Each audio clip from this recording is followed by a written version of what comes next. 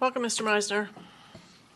Thank you, Madam Chair, members of the board. Brian Meisner, the Emergency Management Coordinator, joined by Ms. Kitzmiller, our Deputy Coordinator. So for our update today, we'll first go through the standard data that we've been reviewing with the board on a weekly basis. First, our testing data shows that as of March 3rd, our 7-day average percent positivity rate is 7.1%, which continues to decline. The number of cases that are confirmed in the county are also 72 reported in the last 24 hours. The 7-day average was 83 cases, down from 91 last week, and expressed at a rate per 100,000 residents is 17.8 cases, down from 19.5 cases last week. Hospitalizations in Northern Virginia continue to be flat, and hospitalizations in the health district have increased slightly over the last day or two. This is not necessarily a trend at this point. We will want to look at the data for the next couple of days to see if there was perhaps a backlog of a particular hospital or system reporting cases for 24 or 48 hours. But as of the last 24 hours, 16 hospitalizations have been reported. The 7-day average is 7, or expressed at 100,000 population would be 1.5 cases on that 7-day average. So there's still plenty of hospital capacity, both in the hospitals in the county as well as in Northern Virginia. Fatalities in Northern Virginia are declining after the spike in backlog that was reported last week that we talked about, and they are also declining in the health district. 4 fatalities were reported in the last 24 hours. 7-day average is 5 fatalities, and again expressed out at a rate of 100,000 population will be 1 fatality on a 7-day average. Moving along to testing, we have reduced our mobile sites from 7 to 6. We continue to offer the same 200 tests capacity per day at the sites we're visiting 6 days a week, and we continue to advertise those testing locations as part of our joint public information efforts. Demand does continue to be down considerably. We're now seeing a 70% decrease in demand of testing. However, it is a service that continues to remain available to the community for those that have a need to access it. And there continues to be a substantial amount of testing available in the private sector as well.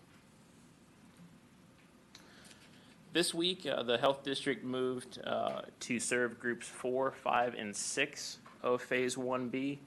Group 4 is food and agriculture workers, including veterinarians.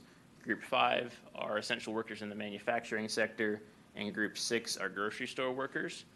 The health district will still be following the guidance from the state of allocating approximately half the vaccine to those who are 65 or older, and the other half to those priority groups who are currently being served from 1B, as well as people who are 16 to 64 with underlying medical conditions.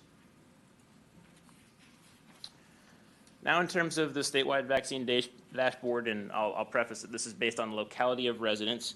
This particular graphic is at a rate per 100,000 population.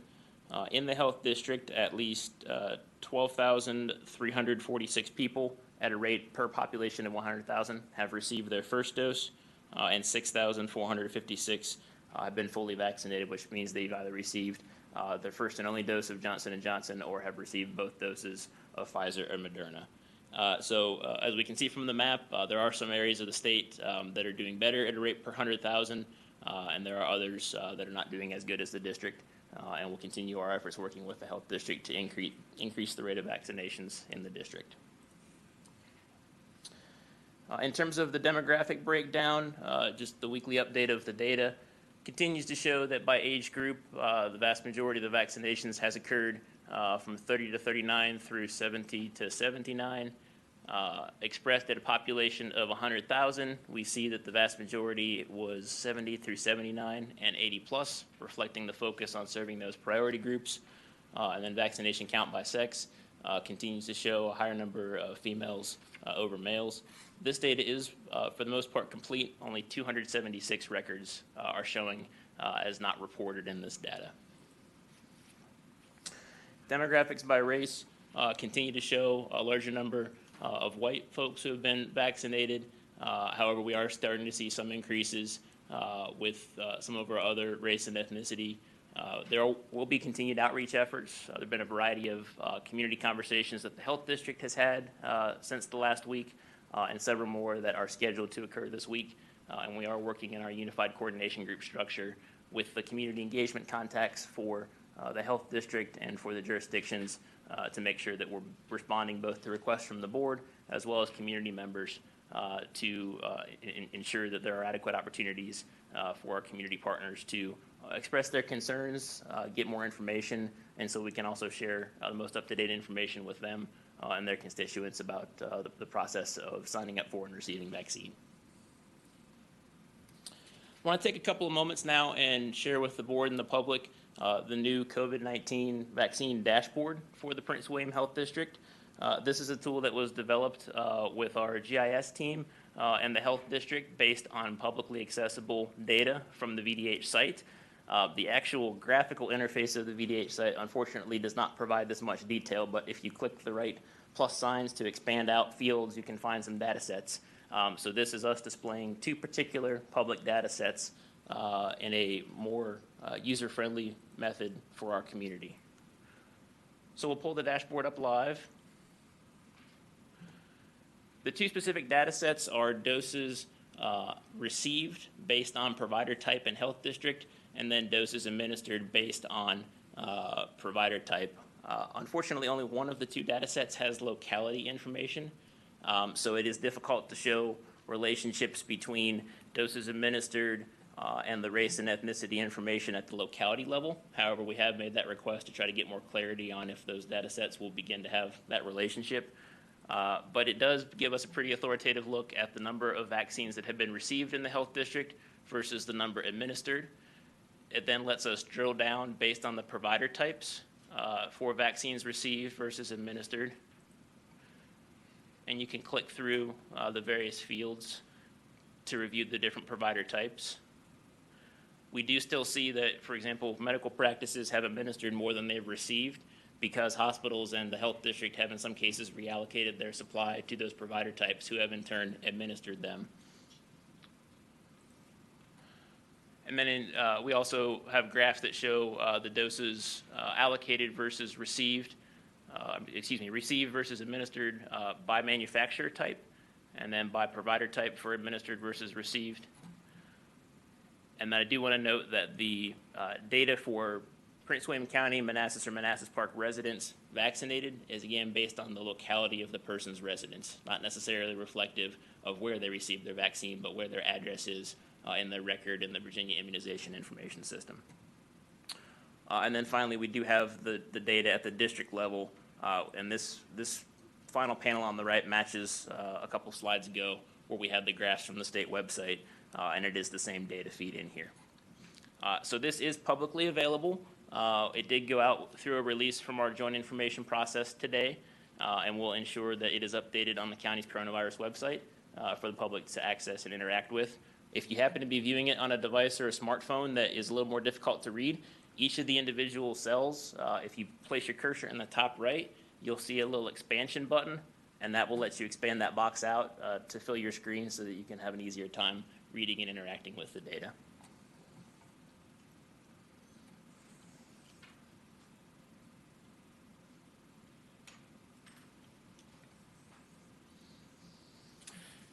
Now, just to spend a few moments reviewing the vaccination clinics that are planned and operating in the district for this week. The health district has several clinics that will be administering a total of 4,920 first and second doses. The first clinic was the first opportunity for Johnson & Johnson vaccine in the district yesterday at Gander Mountain, where 1,000 doses were available. There are some first dose clinics occurring at both Beacon Hall and Manassas Mall today, as well as Thursday. And then there will be some second dose Moderna clinics occurring at Gander Mountain on Wednesday and Friday. So those are the clinics that are being administered by the health district. There are additional partners who are working with us for the scheduling process. We continue to have Safeway at Veterans Park. They're doing 400 first doses and 600 second doses this week. One of their clinic days will be Johnson & Johnson. And then Kaiser Permanente is also partnered with the health district and will be administering a total of 1,136 Pfizer vaccinations this Saturday and Sunday at their Haymarket facility. So I will note that all of these vaccine clinic opportunities are being scheduled off of waitlist data.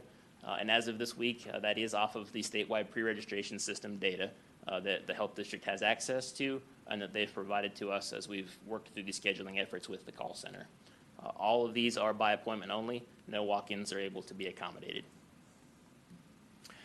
Before we wrap up, I just want to spend a few moments also sharing with the board some updates that the state has made to that statewide pre-registration system.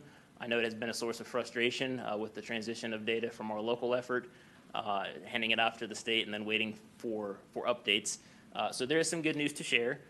Anyone who was pre-registered in the state system should have received a message on Sunday, and if their record was not complete, that message should have given a code and instructions for you to go update your record.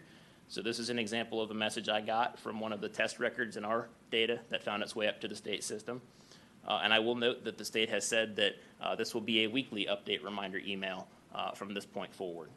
So an email comes with a reference code. It takes you to the Vaccinate Virginia website where you now have an option to verify and update your record. It walks you through the three different steps of the process. The reference code that was sent to you can be entered on screen. You click the update button, and then it will walk you through a series of questions and fields. And one thing I will note to several questions that we've had from the board as part of this update process, it is asking for the individual to specify their race and ethnicity. So the state is now making an effort to go back for all of the existing records and collect that information in the hopes that it will be a more complete data set at the state level moving forward. So in terms of the local call center, we do continue to operate.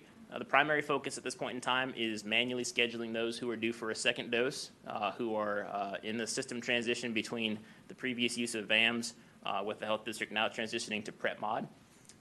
There are some calls coming in for folks who either had some confusion about the caller message they received on PrEP mod or perhaps don't have access to a computer with internet. So the call center is also assisting those folks with booking their first doses. And we continue to assist Safeway and Kaiser book their first doses. The county executive has given us direction to look at ways to reduce some of the call center staffing as long as the needs are being met to begin to resume library services. So we have developed a plan that will allow us to incrementally release some of the library staff back to their responsibilities over the next 3 weeks with the hope that library services will be able to resume at their normal levels in early April. However, we're going to take a measured approach to that to make sure that the efforts the state call center is undertaking come to fruition and that we don't release too many folks too soon so that we can continue to meet the need here locally until that state call center process is working robustly and meeting the health district needs for getting clinic appointments scheduled. So I did mention that we have been scheduling off of the state pre-registration data, and I walked through the process for an update. Unfortunately, that update from the from the state system did come with the caveat that they are still unable to tell folks where they're at in line, and they have clarified that individual health districts or their clinical partners will be reaching out when it's your turn for a vaccine. So we'll continue to work with our health colleagues to try to get more clarity on why that is, or if there are plans to quantify where somebody is in a given priority group. I suspect it may have something to do with the fact they've asked a bunch of folks to update incomplete data, and once there are more complete data set records, perhaps they will be in a better position to give folks an indication of where they might fall in the process. And finally, while we are making headway with reducing our positivity rate and increasing the number of folks who are being vaccinated in the community, our mitigation measures are still very important. We ask that you make sure you wear a mask if you're out in public or interacting with other people, wash your hands frequently, watch your distance, try to avoid large gatherings and crowds where you can, and get your vaccine when it's your turn. And with that, we'll be happy to answer any questions. Supervisor Franklin and Supervisor Bodie. Sure, have a number of different questions.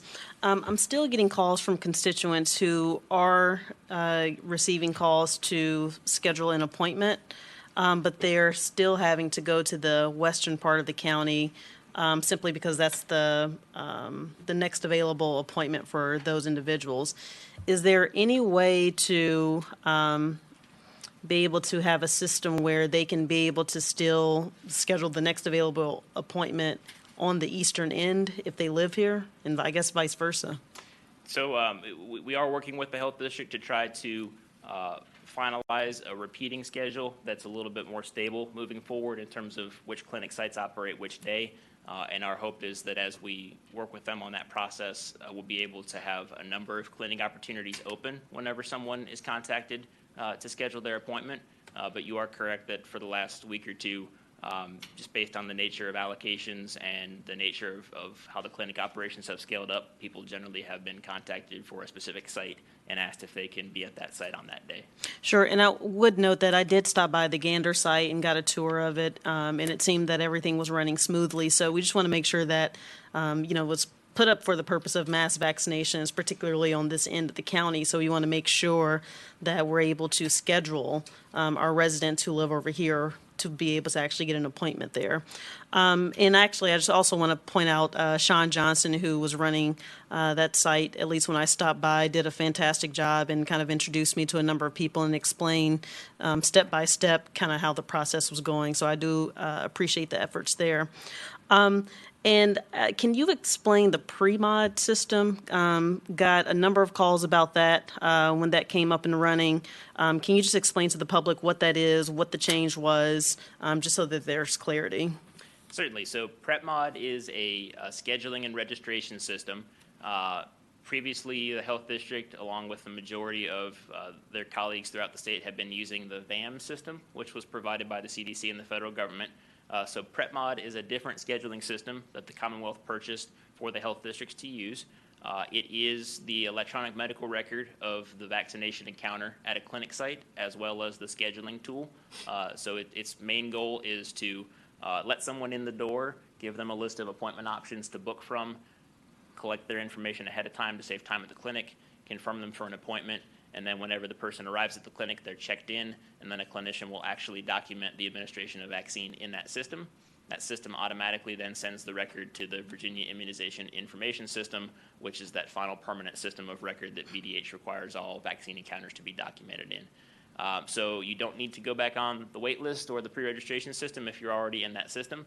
The wait list / pre-registration system is fixed and is not changing. The data was given to the state, and the state has now asked folks to clarify their records. This is simply the scheduling and clinic management tool that the Commonwealth is moving their health districts to. Sure. And then my last question for you.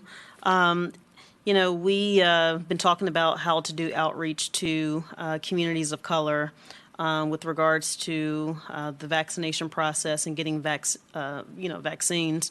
Obviously, there are 4 African Americans on this board, 1 Latina. And so, I would encourage you all to reach out to all of us to help with that outreach. I know I haven't been contacted by anyone for input or to be part of whatever discussion is taking place on that. I know we've talked about it several times, and so I would encourage you all to please utilize us in our communities. And so that's hopefully something that you will consider moving forward. Mr. Martino, I don't have anyone from the health district, so I have to ask you all of these questions. Can you just give an overview about the staffing issues with regards to our health district? I cannot give you much detail at all. I know they have about 109 employees and 27 nurses. I don't have the information for the health district. And I guess in the past, have we, I know at least according to the article, it seems that funding has been reduced over the past decade or so. But have we, at least in terms of our population increasing, have we pushed the health district and our state leaders to include additional funding for the staffing levels at the health district? Not on a consistent basis. When you go back to the recession, the Great Recession, that is when there were some adjustments to the budget, and it was kind of a give and take discussion that occurred. State funding to local jurisdictions was reduced, and at that point in time, that's when the county pulled back the supplement it was providing to the local health district. So that's how and when and why that occurred. It's a common theme, quite frankly, across the state agencies. You heard earlier today also that there's insufficient funding to these jurisdictions. In your proposed budget, you have a significant supplement that we're providing to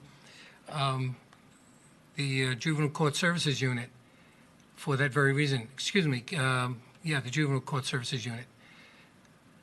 And so, we have not made consistent requests for funding from the state. Okay, and then I know we did the 300K to help supplement staffing as the pandemic got underway. Is that correct? Supplement to The health district? Can you clarify that? yes, that was in early on last March, April. Right. In the budget, we provided an additional, I think it was about $300,000. $300,000. For the nurses. Yeah. I'm sorry, was that for extra staffing or was that for supplemental salary? That was for supplemental salaries. Okay. So that was not for Certain extra staffing. Because they had, what came to light was they had vacancies in the nurses, and they had high turnover, and so that's what we were trying to address. Sure. And so I guess my question is, particularly as we look through the budget, and I guess maybe this is to my colleagues, for us to consider, some funding to supplement them being able to hire additional staff. I mean, obviously I'm pushing for a health department, which I think will solve a lot of these problems, particularly with regards to resources. But until we get there, we need to make sure that our health district is fully staffed. And I think part of that may be supplemental, funding from the county, as well as us pushing our state leaders to prioritize that, in their budget. So that's something that I would just like to throw out there for everyone to consider over the next couple of weeks. I guess the last thing, obviously, I issued the directive with regards to having your working group come up with a plan to more equitably vaccinate communities of color, and just wanted to get an update on that. And are we working with the health district? Are we using our resources that we know of? If you can just provide an update there. Yes, so we've sent a letter off to Dr. Avula, and we've been in contact with Dr. Underwood, the state health equity official, to see what additional resources we can bring to bear in Prince William County, number one. Number two, Dr. Ansher has been in conversation and working with both the Hispanic community and with the black churches to arrange for pods, vaccination pods, in some of their facilities or in some other areas, and where Dr. Ansher is going to be working with some of our partners. It'd be very easier to have one of the pharmacies, for example, go into one of those facilities and provide those vaccinations. So that's in the works, and we hope that will actually be available in the next week or 10 days. Sure, and I'll just also say, as I mentioned to Mr. Meisner, it would be great if you all could maybe work with board members who live in those communities, have connections with those communities, so that we can actually be part of the solution. So as you're developing those plans, especially since I gave the directive, I expect you all to come back to us and say, this is where we are. Supervisor Bailey, can we get you in on this discussion? Supervisor Vega, can we have you, be an ambassador in this particular community? I think it's important because, we talk about majority-minority county and some of the ethnic disparities that we have here, and you have people that are part of those communities. So I would just say, moving forward, let's try and be part of the solution as well. I think a lot of us will want to. We'll share that information with you. Thank you. And I think that's all I have here. Supervisor Bodie was next. Thank you, Madam Chair. Mr. Meisner, again, thank you as always for the timely update. And I'm really happy to see that new dashboard that you showed that has all the data that we've been asking for, so put in a very concise way. I guess my first question is I've heard some constituents have a slight disconnect in terms of communication from when they get their call to do their appointment and what happens when they actually show up in terms of insurance information. I know it's something that came up a couple meetings back where we talked about insurance information, how obviously these vaccinations are supposed to be free, so someone shouldn't need to actually have insurance to do it. But could you peel back on that a little bit and speak to people if there's, because what happened is I had a constituent who said they got the call and all they said they needed when they went down to the Gander Mountain location was just their ID, proved where they live. But once they got there, some folks were asking for insurance information, and that kind of had them confused and concerned about things. Could you speak to that a little bit, please? Sure. So from what I know from talking with the health partners, any vaccine that's administered, well, first off, the vaccine in general is paid for by the federal government, so no one should be getting charged for their vaccine, regardless of who's administering it. The health district is not charging for that service. So if it's a Prince William Health District clinic, it's entirely free.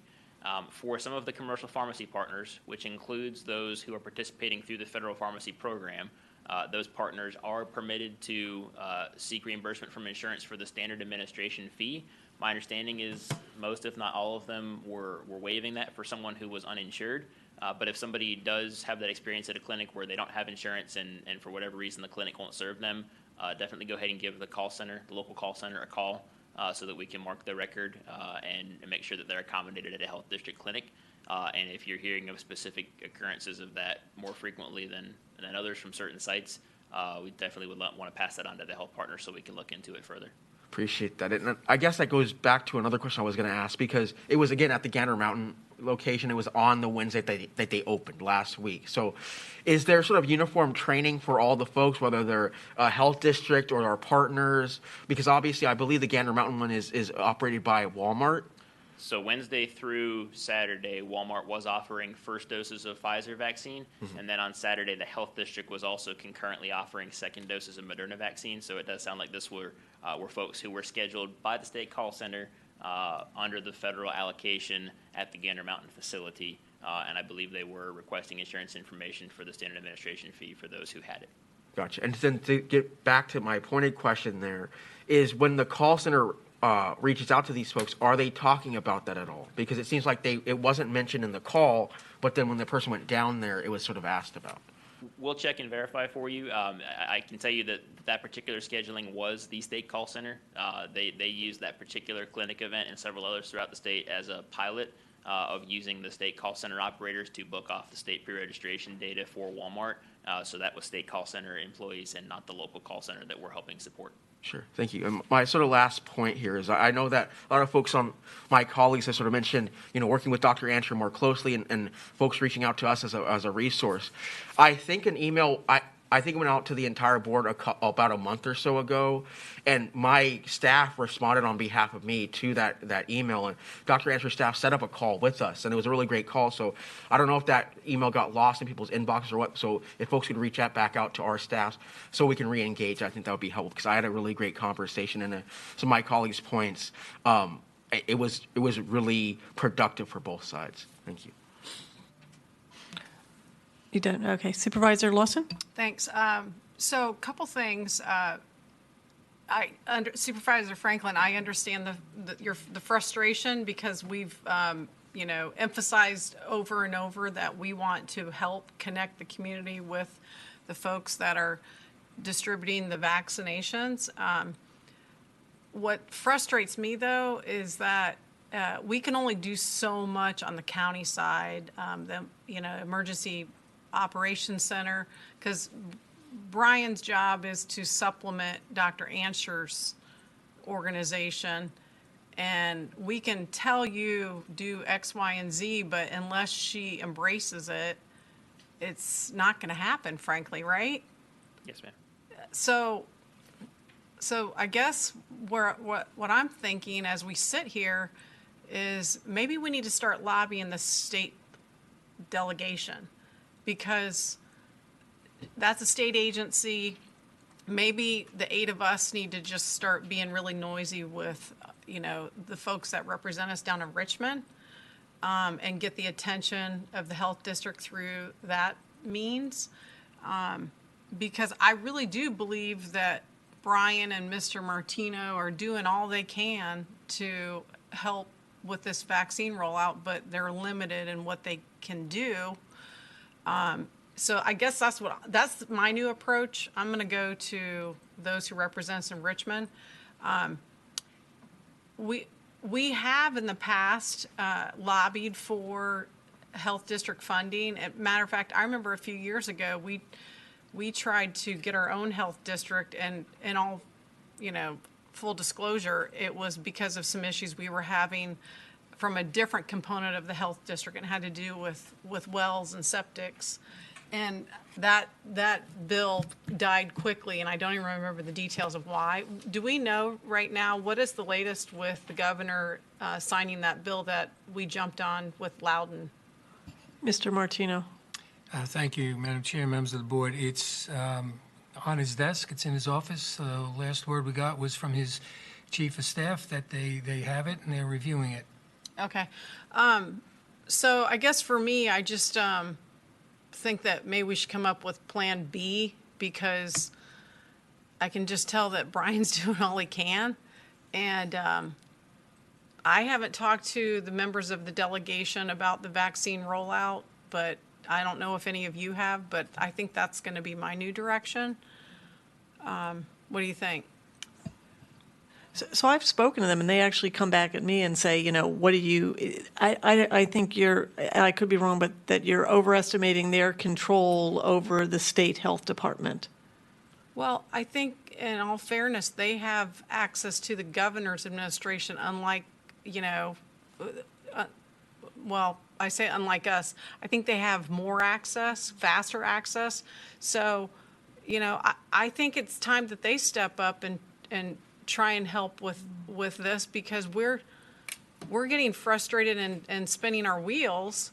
And I understand that you've talked to them, but I'm certainly going to call and see what they're willing to do. Though I don't know if you've talked to all of them, but I just feel like maybe that's an avenue that I know I haven't tapped into, that I'm willing to try.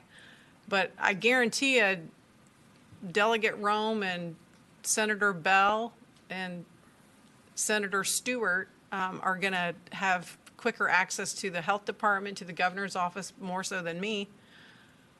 What do you? Okay. Who have you Supervisor ta- Franklin? Who have you talked to, Madam Chair? Like, are you just talking to one member or all? No, I've talked to them about the issues that we have, and it wasn't like they sort of offered to say, hey, let us go out and advocate for this.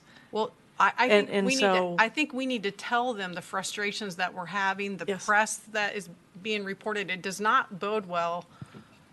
This isn't the only article that's been out there. So I think they need to help us. Supervisor Franklin? Madam Chair. Yeah, actually, and I do want to raise this point because we get a lot of emails asking, why is the county doing A, B, and C? And I do tell people, and I would like to say it publicly, that the county is actually not managing the registration system for the vaccinations. We're merely helping to provide the workforce and really any supplemental support that we can give. We had our own registration system in the beginning for all the health districts. The state kind of merged those together. So I do want to make that clear that, this is the state managing our health district, and, the resources that come in are coming from the state. This is not the county holding back any resources or, managing and putting forth the rules that come with the system that we have in place. And so I do want to make that very clear. My point to Mr. Martino with regards to, communities of color and things of that nature, that's more so because there's no one from the health district here to hear that. And so to that point also, Mr. Martino would urge you just to make sure someone from the health district is at, these meetings moving forward. So that we can direct those concerns directly to them. I would say that, we should have, and I think some of us have had discussions, and we ought to continue to, because it feels like Prince William County is competing with other jurisdictions, right? And we don't want to feel that, we're competing with other jurisdictions, and it certainly looks bad in the press when Prince William has less than some of our counterparts, particularly with us being the second largest in the Commonwealth, particularly with us having a majority minority county. And so there are frustrations, and I agree, Mr. Meisner, I think you've done everything that you can and your staff within the county. And so this is completely lobbled at the state. So I want everyone to be clear where my frustrations are for sure. And so, yeah, we do need to figure out a plan. Mr. Martino sent the letter to Dr. Underwood, and we need to figure out just how to get involved in those discussions more. If there are discussions taking place with regards to minority communities here in Prince William County, I want to be part of those. So call me up and say this is taking place. I think my colleagues also feel the same. With regards to the larger vaccination process, what I've been telling my constituents is that, please be patient. That's really all we can tell them because we are not managing the system. And that's part of why I've been pushing for a health department. So at least we can take the blame for something. At least when our constituents call, we can have potential answers to some of these questions. But right now, we really don't. So, I do appreciate you bringing up that point because the truth of the matter is it is the state. And we need to make that very clear.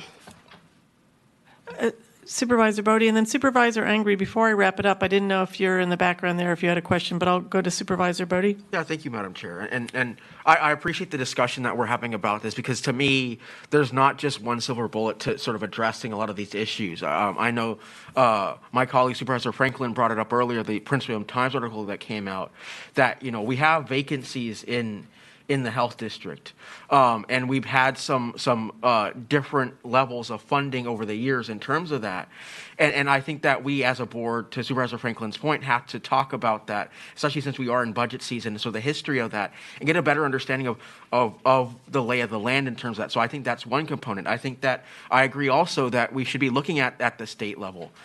We have, representatives that aren't just elected officials, but folks that sit on, governors, boards, and commissions that live in Prince William County that I think that we can help start to talk to as well to see what they can do to leverage their access and influence as well. So I think that we should be doing this from an all-of-the-above approach because I think that's really the only way we'll be able to address some of these deficiencies that we've had. And so the rollout and so the other problems we had, especially in terms of addressing the vaccination issue with communities of color in particular. Thank you so much, Madam Chair.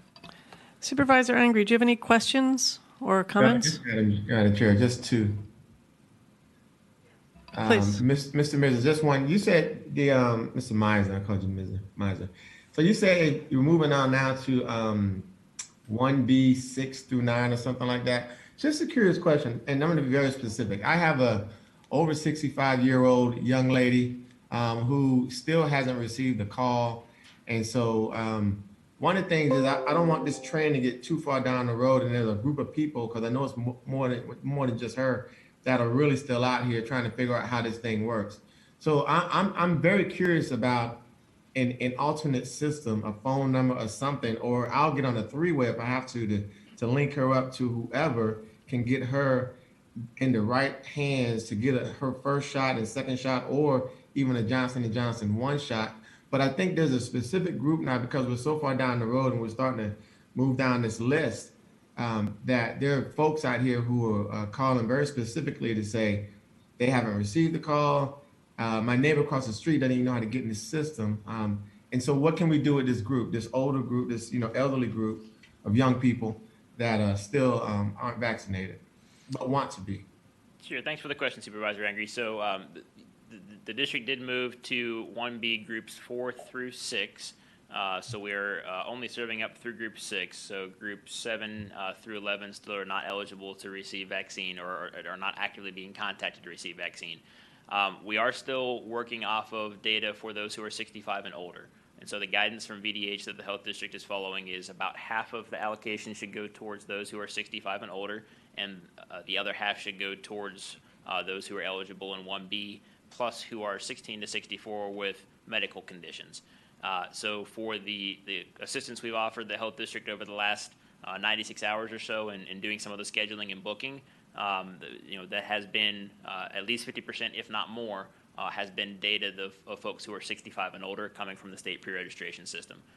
So unfortunately, they're not able to tell us how many records are left in the 65 and older category. We will continue asking that question to get that clarity, but we are still working off of the list of folks who are 65 and older. If somebody wants to confirm that they are in the pre-registration system, they should go to vaccinate.virginia.gov or check their inbox from this past Sunday morning when they should have received their first confirmation from the state system. So again, that's vaccinate.virginia.gov.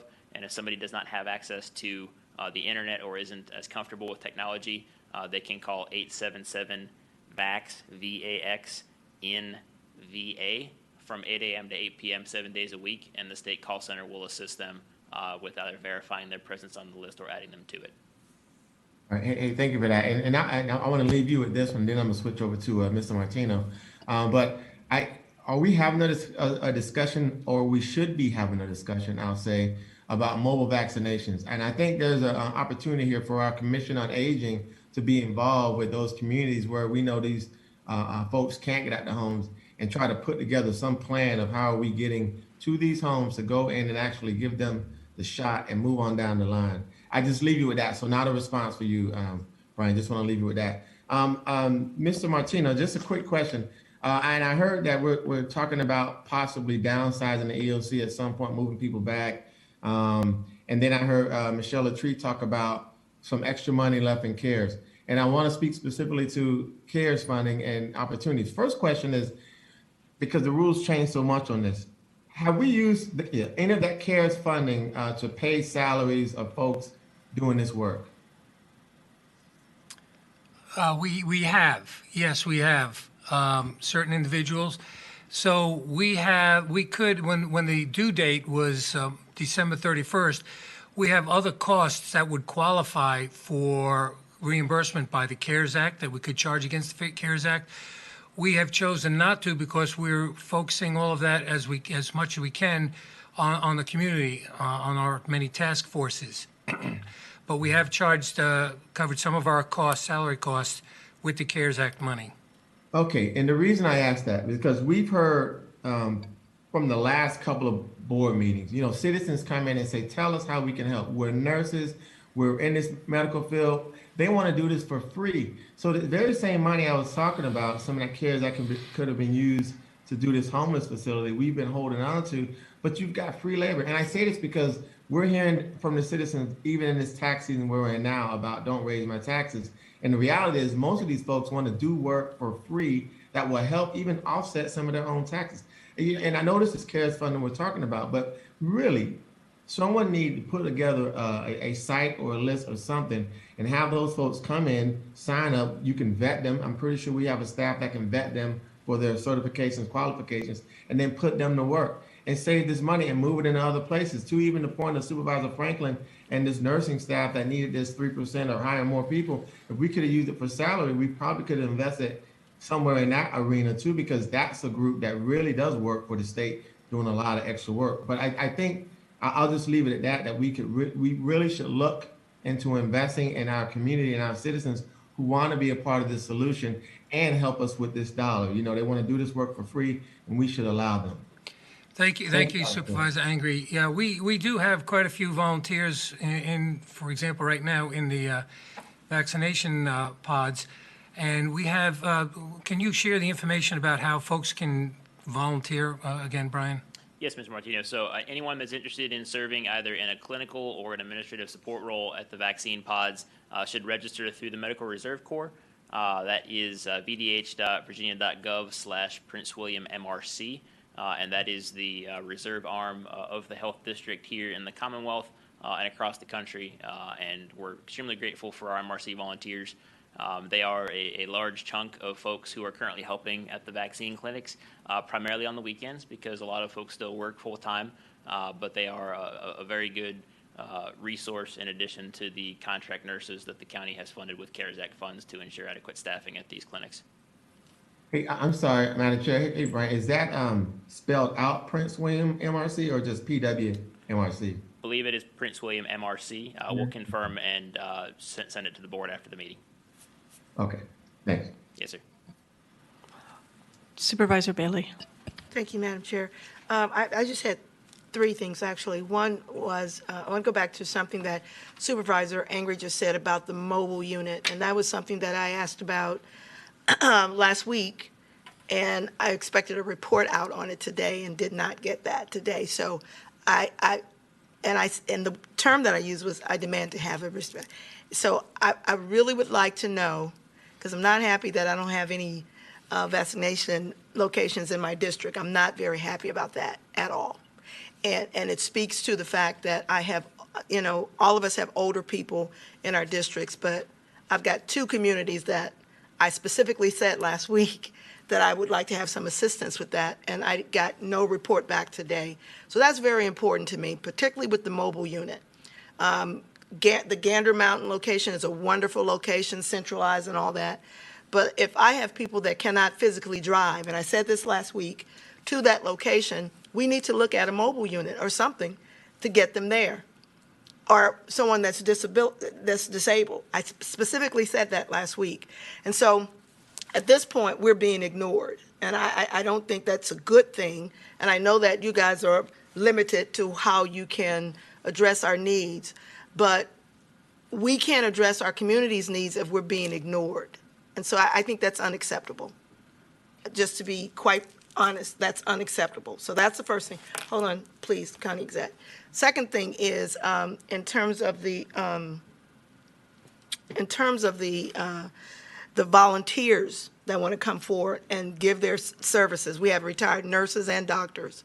I think there's an oversight if we don't create a list in Prince William County of those people and just give it to Dr. Ansher or whomever. That's a service that we can provide of people in our community that want to serve.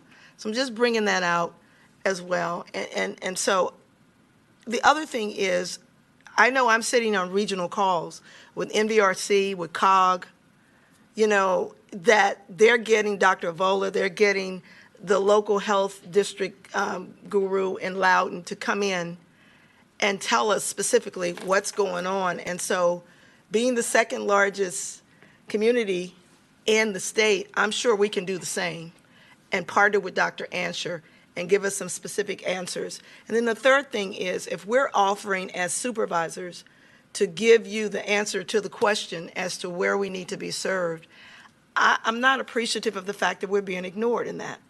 And that's been with the testing, and that's been with the shots. And so I'd like a response, please, if you can give me one today as to how we cannot be ignored, how we can partner with the state, as Supervisor Lawson has said, to get some results and support Dr. Ansher. And to answer your question about your phone call with her, that went down a rabbit hole, and we'd like to have that again. I'd like to sit down and talk with her about this, because we're talking about people dying. And so it's not acceptable for us to come here week after week after week and be ignored. That's not acceptable. So please partner with us and give us some answers immediately as to how we can serve our community just a little bit better. Know you're doing what you have to do, but the key to that is influence. We have an element of influence on this day as to how we can do that and partner with you as you partner with Dr. Ansher. Thank you, County Exec, for allowing me to finish. Thank you, Supervisor Bailey. Let me assure you, you're not being ignored. I heard what you said last week, and we're trying to work the issue. We'll communicate more with you about where we are in that process. If you could, I know you and I have a meeting on Friday. If you could just do it as expeditiously as you can, I think that will ease the frustration that we're experiencing right now. Mm-hmm. Thank you. Mr. Miser, just a quick question and a comment. One is in the news article that Dr. Ansher said that they had to move from Beacon Hall because it was too small. And then I see that we're still using Beacon Hall. Are we done with Beacon Hall, or will we continue to use it? So we continue to discuss that with Dr. Ansher and her staff as part of the ongoing weekly planning process for clinic schedules. There is some capacity in Manassas Mall that could be added if needed. Part of it was a strategy of first doses, second doses versus first dose Johnson & Johnson only at a particular clinic. But that is something we're discussing and trying to centralize as much of the capacity as possible. Right, because I know we had offered her a bunch of sites in the article. The article is very strange. It just doesn't quite jive with what we've sort of been experiencing. So it's good to know that we're still using Beacon Hall and we still have some flexibility, because we talked about using smaller sites and flexibility, especially the churches that everybody keeps offering up. And I know that's probably not your job to go out and connect with those. I assume that's the health departments. it's Completely. ultimately up to Dr. Anscher to make a decision on allocations of vaccine to which clinical partners and what locations those vaccines will be allocated to. Yes, okay, so thank you. Other quick, just a note, I heard you say you might be transitioning to making the call center smaller because we could put the librarians back and start opening up our libraries. I would just caution, we don't do that until, I've gotten a couple of emails saying people can't get through on the state phone line, and maybe that's been rectified, but just make sure people can actually get through the state phone line before we shut our own, because sometimes I feel like we're the only ones that are actually answering the phone for some of these people, which I appreciate, and I know we've done a good job at that. Just throwing that out there. We want to make sure they're working first. Supervisor Lawson, I see your light is on. Yeah, thanks. So, Mr. Martino, I was stunned to read that, that Dr. Anscher has almost a 30% vacancy rate. And I recall, sending her some supplemental funding because she made it clear that the compensation was a problem attracting and keeping these nurses. Had she communicated that to you, or were you just as surprised that she was having these vacancy issues? That was not communicated to me. That was not raised to us. Yeah, so I'm frustrated because I think a lot of our frustration is a leadership problem. Leadership out of Richmond, out of the Department of Health. I don't know if she's taken all of her calls from, if all of her orders or directions from VDH or who, but it just seems to be a frustration, and I blame leadership. And I don't know, Mr. Meisner, do the other counties have, I only know what I read and what you provide as far as comparisons, because I agree with Supervisor Franklin. We don't want to look like we're competing. We're not. We care about our citizens and let everybody else fend for their own. But when you see the comparisons, you can't help but think, we're not doing as well. And that's why we get so guarded and want answers. But I just really am frustrated with leadership, and I guess it's by and large it's the leadership out of Richmond that has let us down. Mr. Meisner, as always, and Ms. Kitzmiller, it's great to see you. Thank you for all you do. I know it's been a little harder with the vaccines than it was with testing, getting everything in place. And I know it's not necessarily our county. I will say I don't think it feels like we're competing with other counties, but we are being compared to them, unfortunately. So hopefully we'll all pull in the same direction and work together. So thank you for coming out. Appreciate it. I'm sure we'll see you next week, I suspect. I'm looking at the county exec. Next week, will they be here also? They'll be here every week while this thing is going on. Okay. Thank you very much. Thank you. Thank you.